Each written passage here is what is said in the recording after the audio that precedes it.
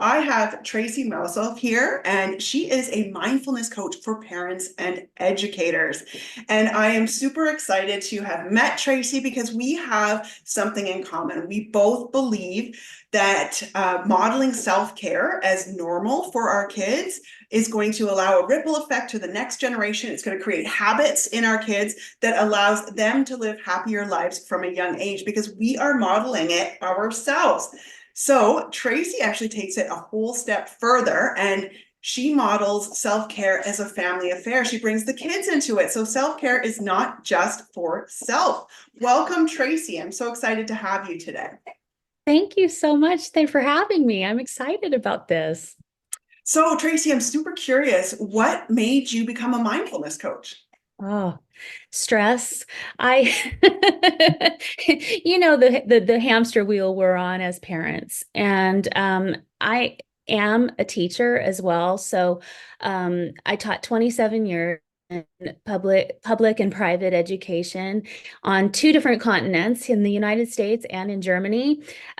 So I was just a busy lady I married a cute German guy, and off to Germany I went, and we had our son. And so I was navigating cultural changes, professional changes, being new as a mom, and stress and I was just on this hamster wheel, just trying to be all things to all people. And I just ran myself ragged and landed myself into the hospital Oh. and ended up in the hospital for a week thinking about how I got there. And I thought I knew. I thought that it was that I probably just needed to, maybe try to relax a little bit more. They told me it was probably stress related, but it just never really sank in like how to deal with that. And so I thought dealing with my stress was maybe just to take an extra bath or, like a long bubble bath and chill. And it turned out that that wasn't the case. And I suffered with this for like 2 years, this condition that I had. And it wasn't until a friend sent me a book that was autographed by the author to me and everything that it made me start to think that maybe things were a little bit deeper than just a relaxation issue. And I started to think about what the author was saying, and I thought, wow, I need to explore deeper ways of managing my stress and really trying to find the core of the issue. And I enrolled in something that was really out of the box for me at the time. I enrolled in a meditation course to learn how to meditate and started to realize that I didn't know who I was. I didn't know like what was going. I didn't know who I was and what I needed because I had been so conditioned to take care of everybody else's needs, and I to the point that I lost myself in the process. So I was in a complete disconnect. And so in that period of time, I felt like I was the world's biggest failure. I was a failure to myself, I was a failure to my family, and here I was just trying to keep it all together. And I felt like I had just put band-aids on my life and I wasn't really healing myself. So meditation and mindfulness ended up saving my life. And I am passionate about this journey because I know how much it helped me. It saved me, it saved my family. It's not perfect. I have to clarify, there's not going to be a perfect family. There's not going to be any of that. But I was so in search of having the Pinterest perfect life that I didn't have gratitude for what I had. And so it's really made me a happier person. I'm just so grateful to be sitting with you today and hopefully helping a lot of people in the process. Well, I'm finding it's shocking how common that story is. I mean, the people that I work with have some version of that over and over and over again. And it's that old programming that, causes us to put all of our needs aside so that we can be everything to everybody else. And so I'm super curious in terms of, finding yourself. What would be your biggest tip that allowed you to do that? I know that, you had meditation and mindfulness. Is there something that got you over the hump so that you weren't just meditating, you were connecting? You know, that is such a good question. And the kind of meditation that I learned was they coined the term primordial sound meditation. And all that is just having an affirmation to hang to or a mantra, a question. So you really focus on a question as you focus on your breath. So you're focusing on, let me rephrase that. You're focusing on your breath and a question that you repeat over and over again, or a phrase. And so what that did was it made me really focus on that particular thing. And that's the whole point of mindfulness, is being in the present moment right now, focusing on what's going on around you without judgment, and just seeing things for what they are, and just witnessing the truth of the moment. And focusing, the first question I remember really focusing on was, who am I? Ooh. Who am I? And it was, at first it was like these surface things. I'm a teacher, I'm a mom, I'm a this, I'm a that. But who am I? Those are the things that I do. It's all that was about doing. And it wasn't until I focused on being, who am I? Like what is that to be me? And what are my core values? That was when things began to really transform. And I began to feel really grateful for different things that I hadn't felt gratitude for since I had been a kid. And it turned out that the things in life and all the doing was far less important than the being. And then I came across this quote when I started getting into mindfulness, because the founder of mindfulness, John Kabat-Zinn, talks about how we are human beings and not human doings. And so I really, that just really stuck with me, because I thought, gosh, it's so true. We're so caught up in doing that we don't have time to be, and we don't have time to really just appreciate the present moment anymore. We just don't allow ourselves to. And so that's where connection suffers. And I felt a real disconnect. I was disconnected with the world because I was so busy in the hamster wheel. Yeah, absolutely. That is a huge insight for sure. And so in your journey, you started off, discovering yourself and who you are. And somewhere along the line, you discovered that self-care is not just for self. Self-care is also for the family. Tell me Mm. about that journey and what it looks like to do self-care with the family. Yeah, and that is a really personal journey, because I kind of think of families as being kind of like fingerprints. There's not a single family that is identical to another. And so the dynamic in each family is going to be different. You're going to be connecting with your family differently than I connect with mine.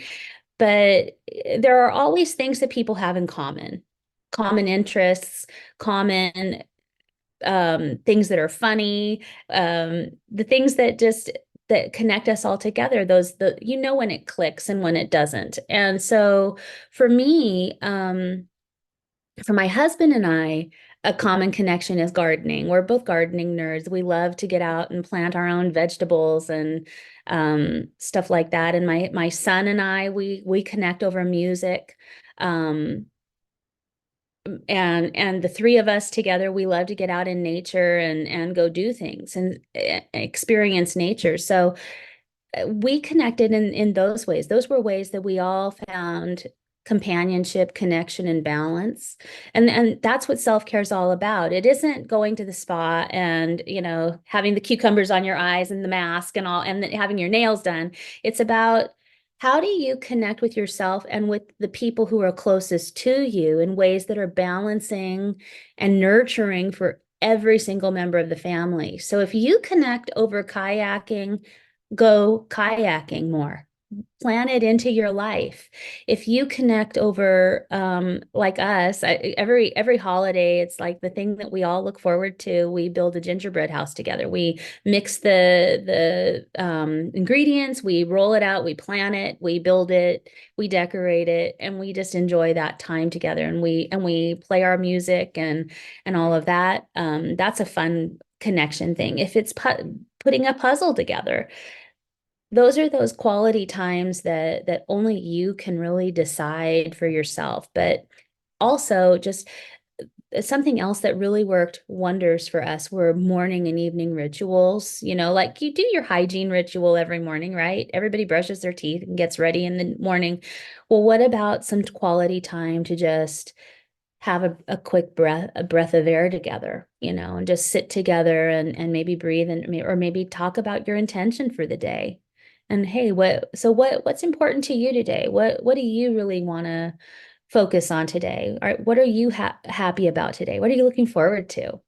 And how did the day go at the end of the day? Talking about that, maybe even over dinner if you have that luxury. I know a lot of people deal with crazy schedules and everything, and we didn't always have that luxury because my husband was a shift worker and had 3 different shifts, and it was kind of crazy. So we would try to do that as much as we could. It was just talk about those things as well. So I love that. So how would you recommend people go about starting this up with their kids? What if their kids are resistant, you know? yeah, I know because my son was resistant. What worked for me with my son was just respecting that boundary and not never forcing anything. You don't ever want people to feel forced into or obligated because then it's not authentic. It has to be something that's authentic, and eventually you'll find something to connect with. And like my son and I, we would commute to school together because he was at the same school that I was working at, and it just kind of happened over a conversation in the car.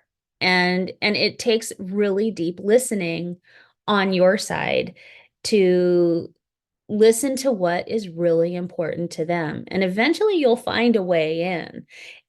So you actually have a program to help parents and educators implement this into their lives. What does that look like?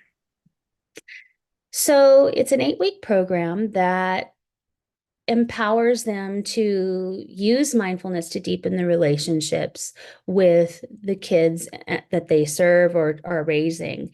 And mindfulness is the main modality of my coaching because it helps us to balance our own nervous system and model that self-regulation. And it's a nice structure to be able to teach kids how to breathe. How do you recognize when to take a break? How do you model that? How do you do that at home? And how do you do that in the classroom? And what kinds of things are appropriate in each setting. So I run these programs parallel to one another. Um, and I have a cohort starting up on the 16th of January for the parents. So if anyone wants more details on that, it's available on my website. I have a big page that really goes through in detail about what exactly you can expect. And then for educators, I'm planning to do my very first course for educators starting this summer. So more on that later. If you have any educators in there who are interested, the wait list is open. So That sounds amazing. Okay, so I'll put that link in the comments so that anybody who's interested in the link, we'll put that there. And so as we're talking, I'm so curious to know if you could go back and give advice to your younger self. What do you wish that you had known way back then?